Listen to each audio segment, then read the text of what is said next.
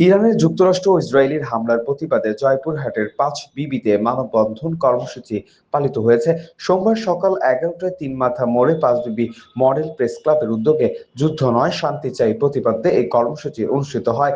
বদরুজ্জোহা সহ সবুজের সভাপতিত্বে আয়োজিত মানববন্ধনে স্থানীয় সাংবাদিক, সামাজিক সাংস্কৃতিক সংগঠনের নেতৃবৃন্দ এবং সাধারণ মানুষ অংশ নেন। বক্তারা বলেন, একটি স্বাধীন রাষ্ট্রে হামলা আন্তর্জাতিক আইন ও মানবাধিকারের লঙ্ঘন।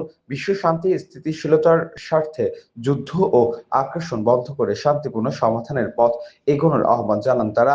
এ সময় শফিকুল আলম চৌধুরী, বিপ্লব, ইদ্রিস আলী, আনিসুর রহমান আনিস, আহসান হাবিব, বিপ্লব হোসেন ও তাইজুল ইসলাম সহ স্থানীয় গণ্যমান্য ব্যক্তিরা উপস্থিত ছিলেন।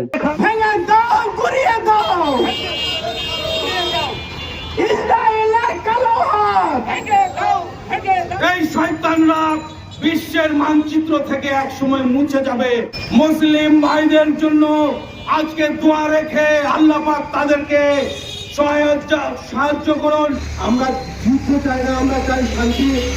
বিশেষ করে বাংলাদেশি যারা আমরা মুসলমানরা আছি, আমাদের ৪৭টি দেশ ও মুসলমান সারা বিশ্বে আছে। এই আমেরিকার ডোনাল্ড ট্রাম্প এবং ইসরায়েলের এই শয়তান, এই দুই শয়তান মিলে তাদের প্রথম টার্গেট থাকে কোনো মুসলিমদের জন্য সুপার পাওয়ার হয়ে।